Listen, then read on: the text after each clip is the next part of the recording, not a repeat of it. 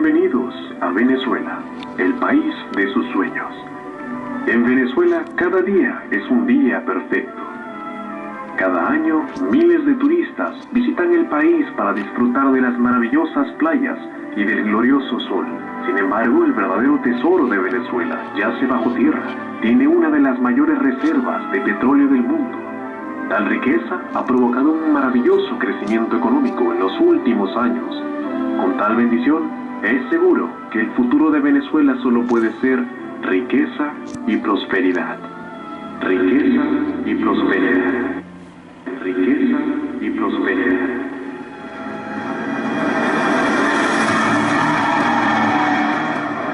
Unos 4.000 opositores marcharon el sábado contra el gobierno de Nicolás Maduro en su cuarta protesta en una semana. La crisis venezolana sigue en aumento. Hoy es el 9º día de enfrentamientos que poco a poco se han extendido a otras ciudades fuera de Caracas. Esto es lo que hace ese gobierno. Esto es lo que hace ese gobierno, maldito. Ahora, Señor, tú te hagas presente en este pueblo, Señor. Queremos, Señor.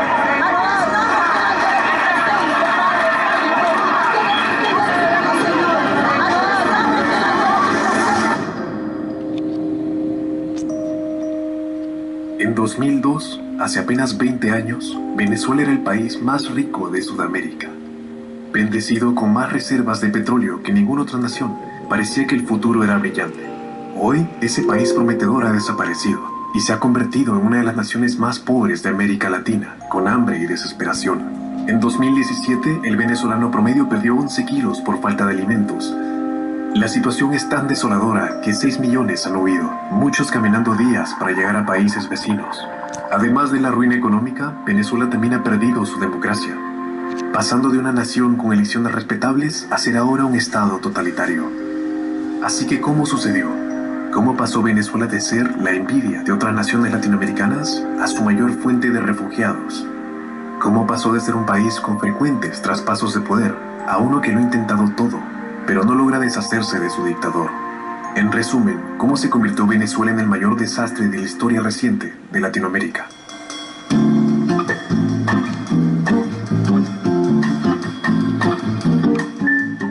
En los 50s, Venezuela era el cuarto país más rico del planeta, y durante las siguientes décadas disfrutó de una especie de época dorada. Parecía haber estabilidad política y un rápido crecimiento económico. Sin embargo, bajo la superficie no era tan color de rosa. Las enormes reservas de petróleo de Venezuela le hacían depender de este producto, y la suerte del país fluctuaba con el precio del petróleo. En 1973, la guerra en Oriente Medio hizo que el precio del petróleo se cuadruplicara en un año. Para Venezuela eso fue una bonanza. El gobierno nacionalizó las compañías petroleras y sus ingresos se dispararon. Sin embargo, mientras los ingresos del gobierno aumentaban, sus gastos lo hacían aún más. El gobierno gastó y despilfarró tanto dinero que para finales de los 70s estaba profundamente endeudado. Cuando un nuevo presidente tomó el poder en 1979, bromeó diciendo que asumía el poder de una Venezuela hipotecada. Las cosas podrían haber ido bien si el precio del petróleo se hubiera mantenido alto, pero en los 80 se desplomó. Lo que había sido una fiesta se convirtió en hambruna y el país entró en una profunda recesión. Fue por ese entonces que un joven marxista llamado Hugo Chávez empezó a planear un golpe militar. Chávez estaba en el ejército y se había vuelto cínico con la política venezolana. Con la economía en crisis, decidió que tomaría el poder y utilizaría el dinero del petróleo para construir una utopía comunista. A lo largo de los 80, Chávez reclutó hombres para su causa y pronto tuvo su propio ejército privado. Mientras tanto, el descontento crecía entre la población. El gobierno intentó introducir medidas para mejorar la economía, pero fueron profundamente impopulares. En 1989 se produjo una ola de disturbios y saqueos, que se conoció como el Caracazo. Duró 9 días y cientos de personas murieron a manos de las fuerzas de seguridad. A Hugo Chávez, que continuaba reclutando soldados, este descontento le vino como anillo al dedo. A este punto, para el público venezolano todavía era desconocido, pero eso cambió en 1992, cuando intentó dar el golpe que llevaba tanto tiempo planeando. El golpe falló, pero Chávez no iba a rendirse. Cuando se dirigió a sus soldados, les dijo que depusieran las armas, pero dejó muy claro que volverían a intentar. Por ahora, los objetivos que nos planteamos no fueron logrados en la ciudad capital. Hicieron muy bien por allá, pero ya es tiempo de evitar más derramamiento de sangre Chávez fue encarcelado por 1 año. Sin embargo, para muchos ciudadanos, era un héroe. Para la gente común, Chávez resultaba más cercano que las élites gobernantes que odiaban. Como ellos, tenía piel oscura y hablaba de la misma manera.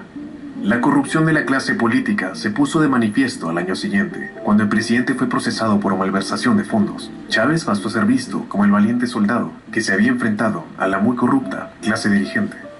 Fue liberado 1 año después y se dedicó a conquistar el poder a través de las urnas. Hizo campaña por todo el país y para las elecciones de 1998, Chávez se había convertido en el hombre más popular de toda Venezuela. Su popularidad, combinada con el odio hacia la élite gobernante, hizo que obtuviera el 56% de los votos, una victoria inequívoca. La elección de Chávez recibió la bendición de los izquierdistas de todo el mundo.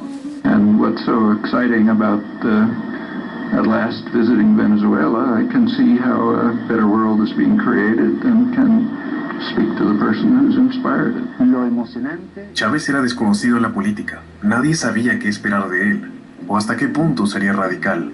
Apenas llegó al poder, Chávez no tardó nada en cambiar la constitución venezolana. En ese momento, los presidentes venezolanos estaban limitados a 1 mandato, pero Chávez no quería tener solo 1 mandato. Fue por ello que convocó un referéndum sobre la conveniencia de cambiar la constitución y tras ganar se celebraron elecciones para determinar quién redactaría la nueva constitución y de nuevo Chávez ganó. La nueva constitución entró en vigor en 1999. Eso significaba que Chávez sería capaz de postularse para un segundo mandato. Y sumado a esto, disminuyó significativamente el poder del Congreso. Esto era bueno para Chávez ya que no controlaba el Congreso. Con un poder casi total, Chávez comenzó la política, que sería de las más perjudiciales para la economía venezolana. Esa política fue la expropiación, también llamada nacionalización. En esencia, significaba que el gobierno confiscaba empresas o tierras de ciudadanos particulares. Los primeros ejemplos fueron la expropiación de tierras agrícolas. Chávez quería arrebatar la tierra a los ricos y dársela a los pobres. Otorgó a funcionarios de bajo rango el poder de confiscar tierras que consideraran poco productivas. El funcionario entonces podía entregar la tierra a otra persona. Por supuesto, todo esto se prestaba a abusos y los funcionarios se limitaban a confiscar tierras y dárselas a sus amigos o partidarios políticos. Personas que invirtieron años en sus granjas verían cómo se les quitaba todo. Aquí es una finca a la cual le dediqué 28 años de mi vida, donde invertí todos mis recursos. Y que bueno, después de la ocupación de la finca, aunque aparentemente estoy expropiado, a mí nunca me han dicho que me han quitado la finca, no me han pagado mi terreno. A menudo, las expropiaciones no eran más que saqueos autorizados por el gobierno. Empezaron en ese momento a tomar posesión de los tractores y empezaron a saquear prácticamente toda la finca. Y pues en ese momento yo estoy recibiendo llamadas de los mismos trabajadores, mira, que me están quitando el tractor, que se están metiendo en la bomba. La oposición estaba en contra de esto y ahora se decidía a sacar a Chávez.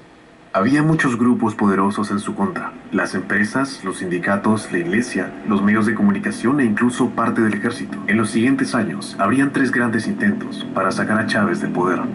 Se intentó un golpe de Estado, el 12 de abril del 2002. A las 3 de la mañana, Chávez fue arrestado por militares y trasladado a una isla cercana. Se le dijo al público que había dimitido. En su lugar, se puso un líder empresarial conservador. Sin embargo, el golpe falló rápidamente. El nuevo presidente llenó su gabinete de conservadores, eliminando a los sindicatos que habían hecho posible el golpe. Estos grupos estaban, claro, indignados. A continuación, disolvió todas las instituciones e incluso rompió la Constitución. Cargo a los diputados principales y suplentes a la Asamblea Nacional. Los partidarios de Chávez salieron a la calle a protestar. 50 personas murieron en 4 días. Los militares leales a Chávez retomaron el Palacio Presidencial y el nuevo gobierno tuvo que huir. Chávez fue rescatado en helicóptero y volvió al poder. El golpe fracasó debido a la incompetencia. En 2003, la oposición intentó de nuevo sacar a Chávez, esta vez con una huelga general que duró 2 meses. Numerosas personas se negaron a trabajar y la economía se paralizó. Hubo frecuentes protestas en la Plaza Caracas, a veces con tiroteos. Todo tipo de grupos se unieron a las protestas, incluso jueces supremos y recaudadores de impuestos. Finalmente, los huelguistas cedieron, volviendo al trabajo, y por segunda vez, Chávez había vencido a la oposición.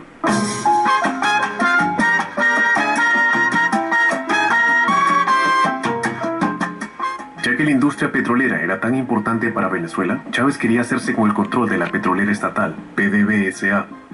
Había sido propiedad del gobierno durante décadas, sin embargo la gente que la dirigía estaba en contra de Chávez. Despidió a más de 18.000 empleados, casi media planilla. Entonces, curiosas vacantes con sus partidarios, que podía controlar. Chávez ahora tenía el control directo sobre todo el dinero del petróleo, que utilizaba para pagar programas de bienestar para los pobres. También lo utilizó para comprar votos y pagar sobornos. En 2004, la oposición intentó de nuevo destituir a Chávez mediante un referéndum revocatorio. La Constitución, que él había implementado en 1999, tenía un artículo para que el presidente pueda ser destituido por referéndum. Para que se diera a cabo el referéndum, era necesario que el 20% del electorado firmara una petición diciendo que lo quería. La petición alcanzó fácilmente el 20% y el referéndum se celebró en agosto del 2004. Chávez denunció todo el asunto como un fraude, pero al final no tuvo nada de qué preocuparse, ya que ganó el referéndum 60-40. Con la victoria en el referéndum, Chávez se volvió cada vez más antiamericano. Creía que Estados Unidos orquestó todo ese referéndum porque quería que se fuera. Hizo todo tipo de insultos contra los Estados Unidos y el presidente Bush. De papá lo fueron llevando. Fue un alcohólico. Ustedes tienen de presidente un alcohólico, es la verdad. You are a donkey, Mr. Danger. Las relaciones se empeoraban con Estados Unidos y Chávez se aliaba cada vez más con China y Rusia, que pasaron a prestar cantidades enormes de dinero a Venezuela. Chávez siguió sometiendo a las instituciones del país. En 2004, llenó el Tribunal Supremo, añadiendo 12 nuevos magistrados a los que podía controlar. Luego, se lanzó contra los medios de comunicación, que habían estado en su contra desde que tomó el poder. Habían apoyado el intento de golpe de Estado en 2002 y la huelga general del 2003. Chávez alegó que había una conspiración mediática contra él y que no iba a tolerarlo. Introdujo una ley que sometía a la radio y la televisión, y cito, a la responsabilidad social, supuestamente para proteger a los niños de programas inapropiados. Esto permitió a Chávez imponer fuertes multas y retirar las licencias de emisión si los medios hacían algo que no le gustaba. Las empresas empezaron a autocensurarse. Los periodistas que criticaban al gobierno perdían su trabajo e incluso eran detenidos. Otra institución importante fue la autoridad electoral llamada CNE. Esta controlaba todo lo relacionado a las elecciones, cómo se celebraban, cuáles eran las normas y qué se consideraba una violación de las normas. También, crucialmente, controlaba el recuento de votos. Desde que tomó el poder, Chávez había llenado la autoridad electoral con sus partidarios. La oposición se indignó por ello, creyendo que Chávez tenía una ventaja injusta. Alegaron que los resultados de las elecciones no eran válidos y decidieron boicotear las elecciones del Congreso del año 2005. Por supuesto, esto significaba que el Congreso estaba ahora compuesto solo por partidarios de Chávez. En 2006, el propio Chávez se presentó a la reelección. Las encuestas decían que el 55% le apoyaría, así que parecía una victoria fácil. Su control de la autoridad electoral le permitió saltarse las normas electorales. Por ejemplo, utilizó dinero público para su propia campaña. Al final, las elecciones fueron un rotundo éxito. Chávez obtuvo el 63% de los votos, aplastando al oponente.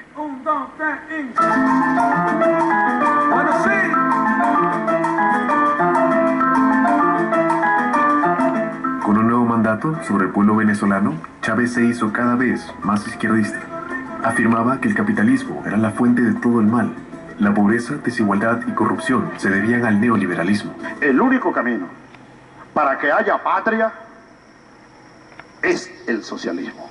Chávez aumentó las expropiaciones, tomando posesión de todo tipo de empresas. Empresas de telecomunicaciones, eléctricas, lácteas, cementeras, siderúrgicas. Estos son solo algunos de los diferentes tipos de empresas que fueron confiscadas por el gobierno.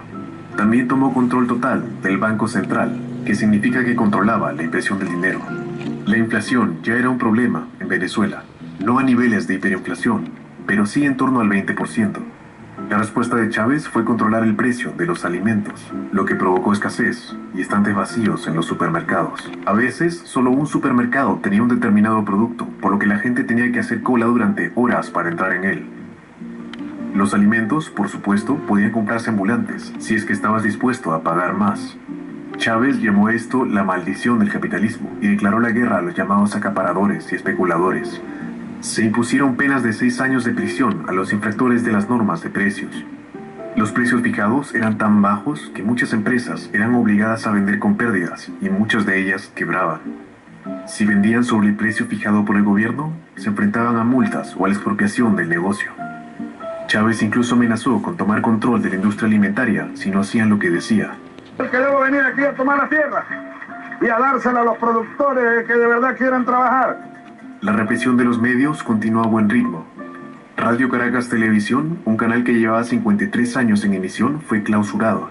Se emitió por última vez en mayo del 2007. Esta medida fue condenada por Estados Unidos y la Unión Europea. El presidente de Costa Rica incluso lo llamó un golpe mortal a la democracia. Ahora solo había un canal de TV que se oponía a Chávez. A medida que los medios independientes cerraban, los medios gestionados por el gobierno aumentaron. Cuando Chávez tomó el poder, el gobierno solo poseía un canal de televisión.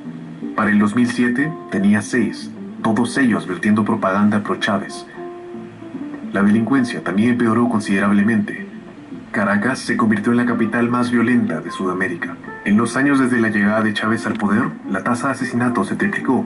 Para 2007 era la segunda más alta del mundo. Esto en gran medida a una tasa de condenas muy baja, ya que solo el 3% de los asesinos fue condenado. Ahora, en su segundo mandato, Chávez enfrentó el mismo problema que tenía antes, los límites de mandato en la Constitución. Volvió a presionar para cambiar la Constitución, esta vez para poder presentarse a las elecciones presidenciales indefinidamente. Esto solo 8 años después de haber cambiado la Constitución por primera vez. La Constitución que propuso era mucho más izquierdista que la anterior. Describía las elecciones como para la construcción del socialismo. Decía que el papel del Banco Central era contribuir a la economía socialista. La nueva Constitución también haría que la expropiación de empresas sea mucho más fácil. El gobierno ni siquiera necesitaría un fallo judicial para confiscar granjas y fábricas de alimentos. El cambio constitucional se sometió a referéndum y parecía seguro que se aprobaría. Chávez había ganado todas las elecciones o referéndums desde que llegó al poder. Sin embargo, por primera y única vez en su carrera política, Chávez perdió. Reconoció la derrota y dijo que había avanzado demasiado rápido para el pueblo venezolano. Sin embargo, no iba a rendirse tan fácilmente, simplemente decidió rehacer el referéndum. Pero tendría que hacerlo pronto. Hasta ahora, Chávez había mantenido el espectáculo funcionando, gracias al enorme aumento del precio del petróleo. En los 8 años desde que asumió el poder, los precios del petróleo se multiplicaron por 8. Sin embargo, con la recesión del 2008, el precio del petróleo cayó 2/3. Esta caída del precio supuso una enorme amenaza para la economía y la popularidad de Chávez. El enorme gasto público dependía totalmente del dinero del petróleo. Los buenos tiempos podrían llegar a su fin, así que si Chávez iba a hacer el referéndum, tenía que hacerlo tan pronto como sea posible. Sucedió a principios del 2009. Chávez estaba aún más dispuesto a corromper el proceso del referéndum. La televisión y la radio estatales se pasaron todo ese tiempo promocionando un cambio en la Constitución. Los edificios públicos estaban plagados de propaganda a favor de Chávez. Incluso en el metro de Caracas sonaban canciones por Chávez. Cualquier manifestación contra la nueva Constitución se dispersaba con gas lacrimógeno. Al final, Chávez ganó por segunda vez. Ahora podía presentarse a las elecciones tantas veces como quisiera.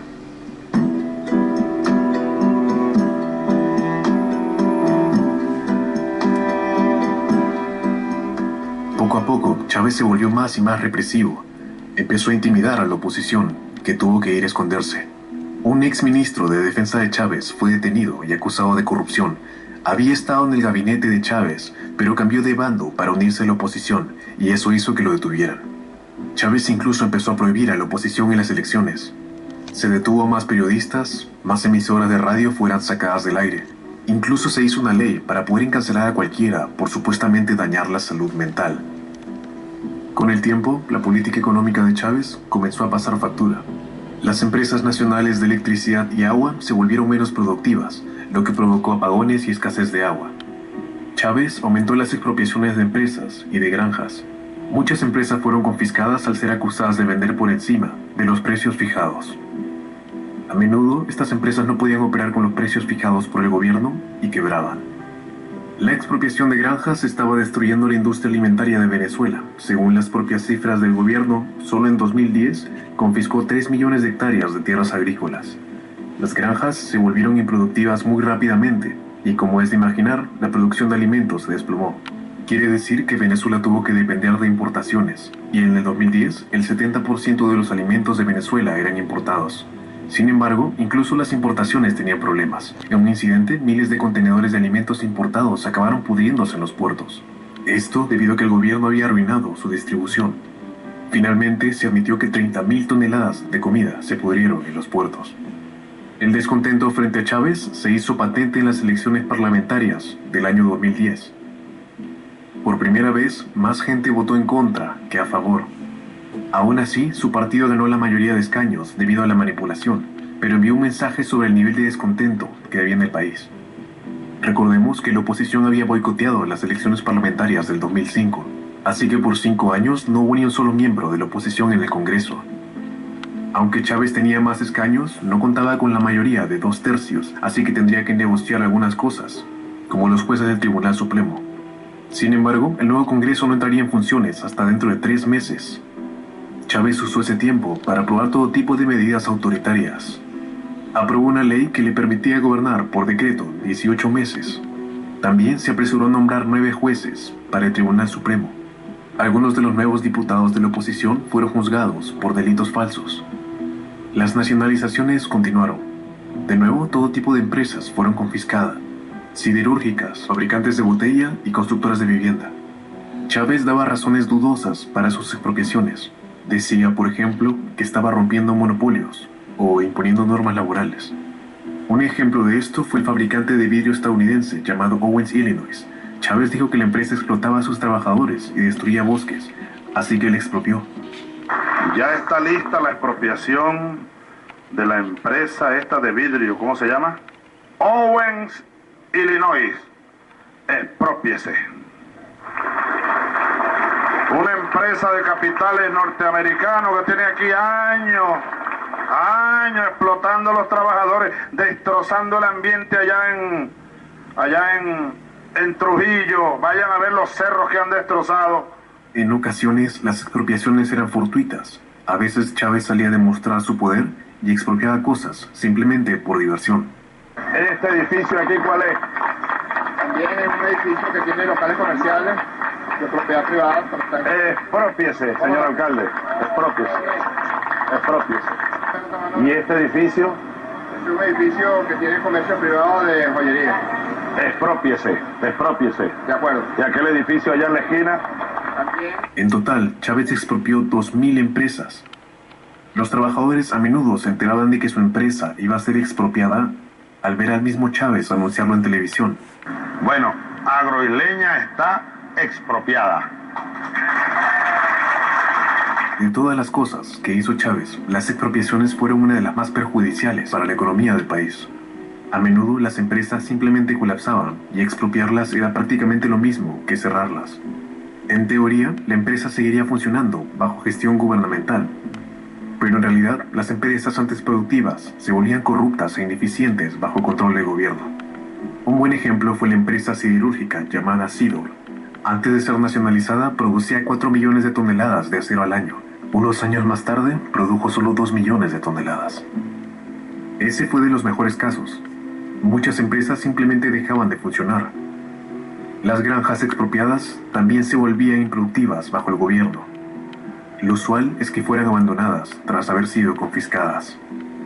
El control de precios también fue muy perjudicial.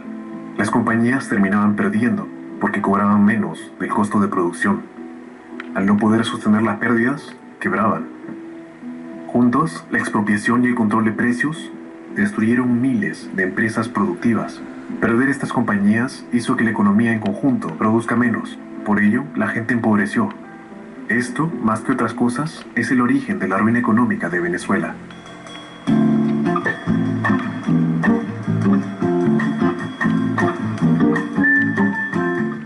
Para el 2011, Chávez estaba claramente mal y tuvo que ir a Cuba para operarse.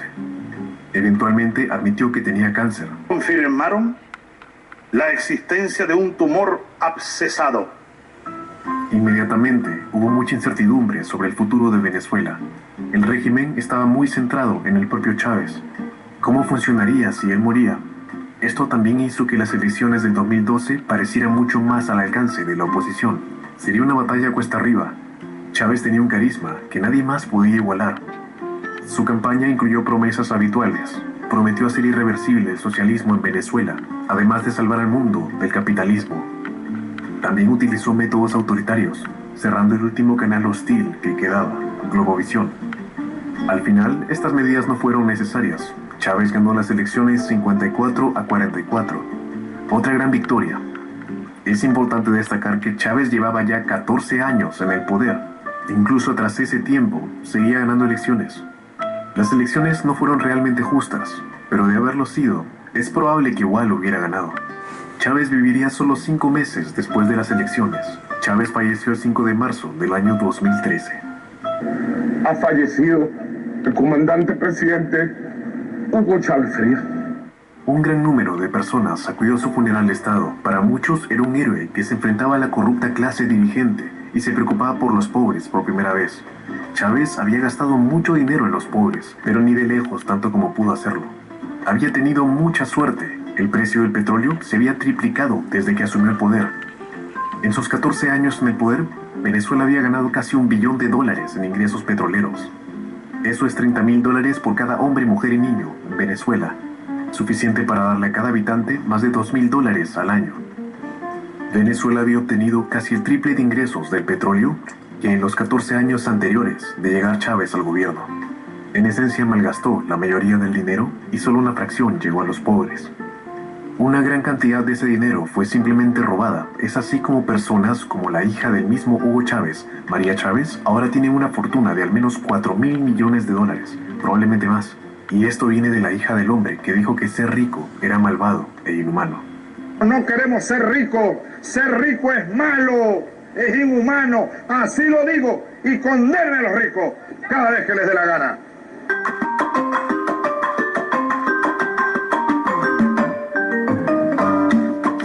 Con la muerte de Chávez, hubo que elegir un sustituto que lo reemplace. Chávez había nombrado a Nicolás Maduro, su sucesor. Era considerado una figura similar, pero no tan carismática. Maduro hizo del apoyo de Chávez la pieza central de su campaña. Un voto por Maduro es un voto por Chávez. Ese era su eslogan.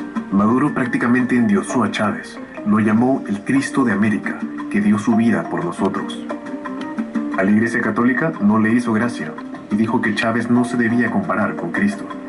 Al igual que su mentor, Maduro infringió las normas electorales utilizando fondos estatales para su campaña. También hizo todo lo posible para demonizar a su oponente, llamándole fascista asesino. El resultado electoral fue increíblemente ajustado. Maduro ganó por menos de 2 puntos porcentuales. Al igual que antes, la elección estuvo lejos de ser justa. Sin embargo, en el pasado eso probablemente no hubiera importado tanto, porque Chávez ganaba siempre por márgenes grandes. Pero en esta elección es muy probable que si hubiera sido justa, Maduro hubiera perdido. La oposición no aceptó el resultado. Estallaron protestas en las calles que el gobierno reprimió. Hubo mucha violencia, en gran parte llevada a cabo por bandas progubernamentales, conocidas como colectivos. El régimen dio vía libre a estas bandas para atacar e intimidar a cualquiera que se opusiera al gobierno. El ministro de Prisiones incluso llegó a calificarlas de pilar fundamental en la defensa de la patria. Miles de manifestantes fueron detenidos y 40 personas murieron. Venezuela no había visto protestas así desde 2002. La economía siguió empeorando y Maduro dobló la apuesta en la política izquierdista. Encarceló a vendedores que subían sus precios. Productos básicos como la leche, el arroz o el papel higiénico apenas se encontraban en las estanterías de los supermercados. La combinación de crisis económica y la agitación política sembró el caos y los saqueos estallaron en muchas zonas. Cuando se desplegó la Guardia Nacional para detener los saqueos, simplemente se unió a ellos. La escasez de comida estaba peor que nunca y el gobierno trataba de ocultarlo. Se prohibió hacer fotos de las estanterías vacías de los supermercados y reporteros cubriendo la escasez de comida fueron arrestados. Estaban tan mal que la gente tenía que hacer colas por las noches para conseguir comida. Eventualmente eso también se prohibió porque era más vergonzoso para el gobierno tener colas nocturnas que diurnas. Mientras que la Venezuela bajo Chávez había sido autoritaria, debido a su capacidad de ganar elecciones, nunca había necesitado volverse totalitaria. Bajo Maduro, Venezuela sí se hizo totalitaria. Emitió un decreto que permitía a las Fuerzas Armadas usar sus armas contra los manifestantes. Se creó una red de espionaje en el ejército para detectar indicios de golpe de Estado. Un exalcalde de Caracas fue detenido cuando aún estaba en pijama.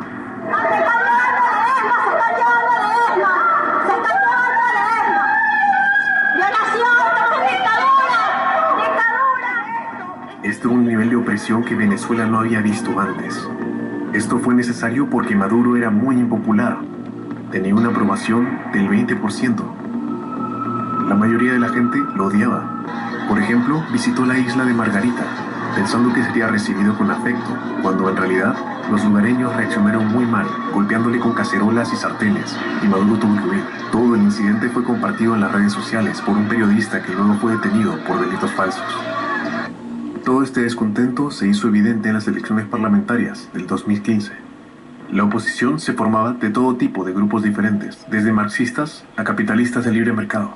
Sin embargo, tenían algo en común: su determinación por derrocar a Maduro. Con el 70% diciendo que votarían en contra del gobierno, parecía que la revolución de Chávez finalmente perdería una elección. Los resultados fueron condenatorios para el gobierno. La oposición obtuvo 109 escaños, mientras que Maduro ganó 55. Esto era algo importante. Con esta cantidad de escaños, la oposición realmente podría cambiar las cosas. Habían ganado una mayoría de 2/3, con lo que en teoría podrían destituir a los jueces del Tribunal Supremo y a los miembros de la autoridad electoral. Tal vez incluso podrían hacer que estas instituciones volvieran a ser imparciales. Incluso tal vez podrían sacar a Maduro con un referéndum. Sin embargo, tenían mucho en contra. Mientras que la oposición controlaba el Congreso, Maduro y sus partidarios controlaban todo lo demás. Maduro utilizó la misma técnica que Chávez. La elección parlamentaria era en diciembre de 2015, pero el nuevo Congreso no asumiría el poder hasta el próximo mes. Maduro utilizó este tiempo para llenar el Tribunal Supremo, añadiendo 13 nuevos miembros. Ese Tribunal Supremo entonces dictaminó que 3 de los nuevos diputados de la oposición no podían asumir cargo debido a acusaciones de fraude electoral. La pérdida de estos 3 diputados fue crucial, porque hizo que la oposición perdiera su supermayoría de 2/3. Sin esa supermayoría, no podrían sacar personas del Tribunal Supremo o de la autoridad electoral. La oposición lo intentó todo para sacar a Maduro. Propusieron una enmienda constitucional para cortar el mandato del presidente, pero fue bloqueada por el Tribunal Supremo. Luego intentaron hacer un referéndum sobre si Maduro debía dimitir. La autoridad electoral hizo todo lo que pudo para bloquearlo. 20% de la población debía registrar su deseo de participar en él. La autoridad electoral dio solo 3 días para recolectar las firmas. Las estaciones de voto solo estaban abiertas por 6 horas al día. También se limitó el número de máquinas de votación disponibles. Para alcanzar esa cifra del 20%, los votantes tendrían solo 90 segundos para ejercer su voto, dadas las limitaciones. A pesar de eso, se alcanzó la cifra, así que parecía que el referéndum se iba a dar. Sin embargo, los tribunales declararon que una de las primeras etapas del proceso había sido fraudulenta. Por supuesto, no tenía sentido, pero cumplió su función. El referéndum no iba a suceder.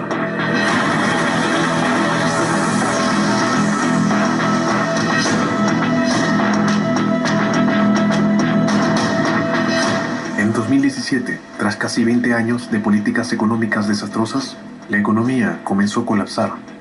La producción era la mitad de lo que había sido antes y la inflación alcanzó el 1.000.000%. El dinero era tan inútil que la gente lo utilizaba para fabricar artículos novedosos como bolsos o adornos que luego vendían. Incluso el precio del petróleo no ayudaba, ya que casi todo ese dinero era robado. Los empleados de la compañía petrolera estatal incluso habían comenzado a robar maquinaria. Para los venezolanos comunes, la vida era un infierno absoluto.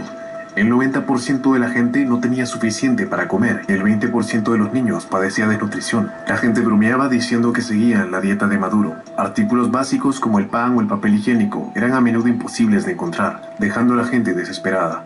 Cuando había productos básicos disponibles en un supermercado, se producía una estampida para intentar llegar antes de que se vaciaran las estanterías. La gente incluso llegaba a pelear por los productos más básicos. Venezuela también comenzó a sufrir frecuentes apagones. Para ahorrar energía, el gobierno ordenó a los centros comerciales cerrar temprano y los funcionarios públicos solo iban a trabajar 2 días a la semana. A veces, algunas partes del país se quedaban sin electricidad durante días. Algo parecido ocurrió con el suministro de agua en 2018. Caracas, la capital, no tuvo agua corriente durante todo un mes.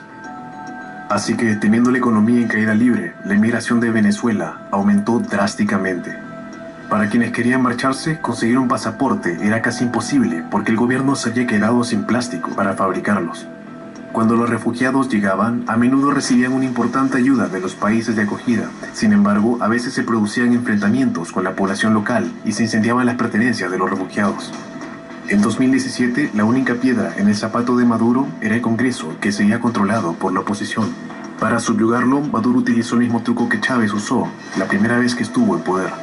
Creó una asamblea constituyente para reescribir la Constitución.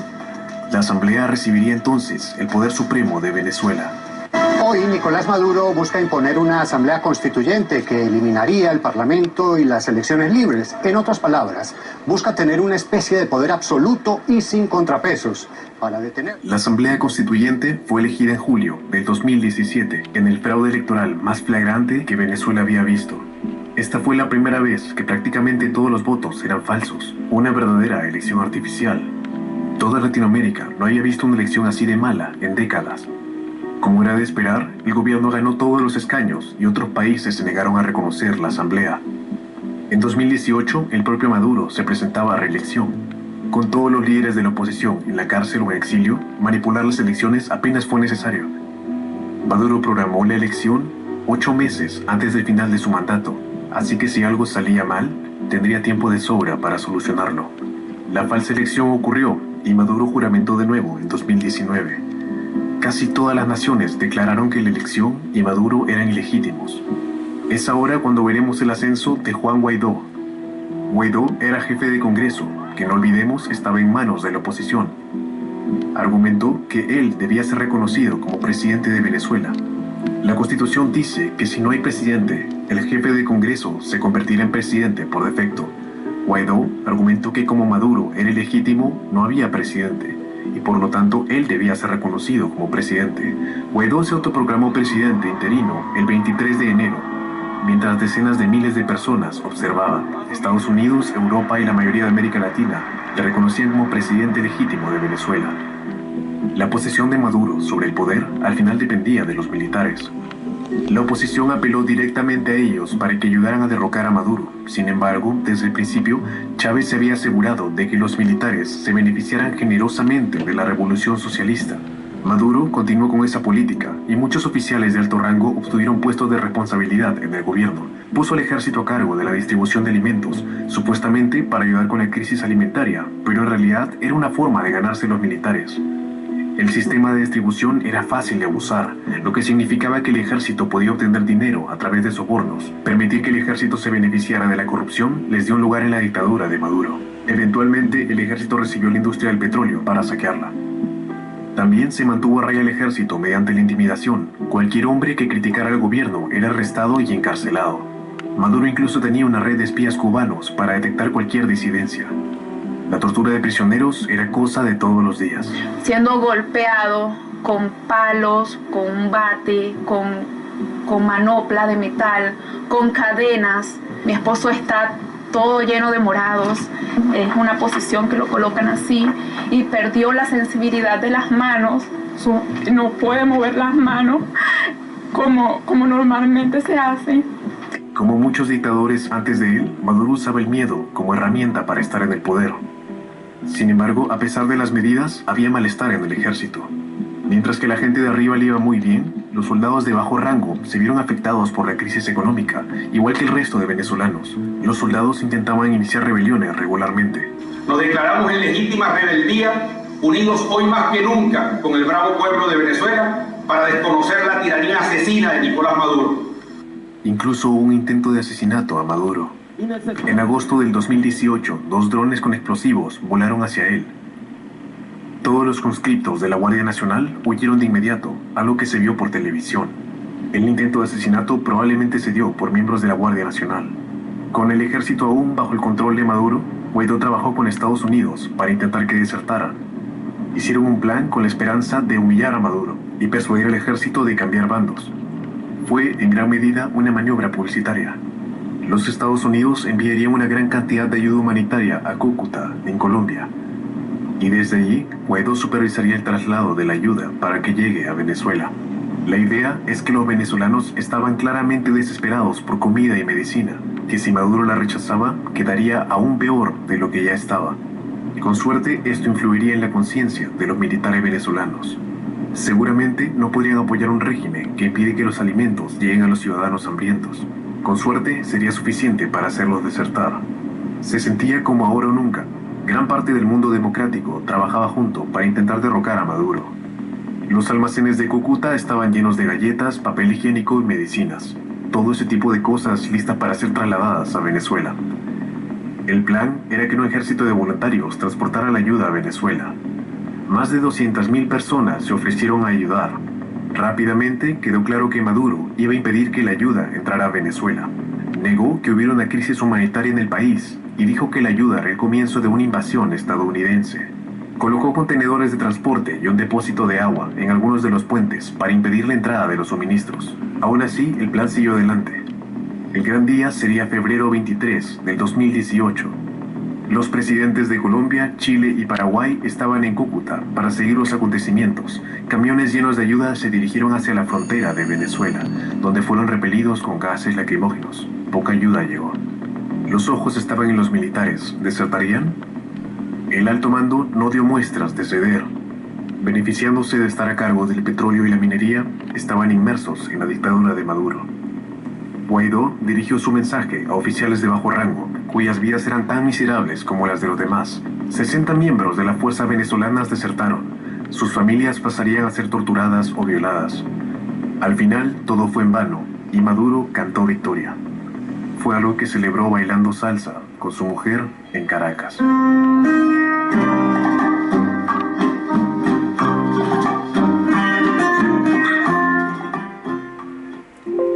Ese día en Cúcuta fue el mayor intento de sacar a Maduro y falló. La oposición siguió intentando sin ningún éxito. Poco a poco, la atención del mundo se fue a otro lado. Los países se vieron forzados a aceptar que Maduro seguiría en el poder. Al momento de hacer este video, Nicolás Maduro sigue teniendo a Venezuela como rehén. Las negociaciones con la oposición se siguen dando por años, pero pocos esperan que resulte algo de ellas. Desde que Chávez llegó al poder, 6 millones de venezolanos han huido. Casi todos los que quedan viven en pobreza. Sin embargo, un día Maduro caerá.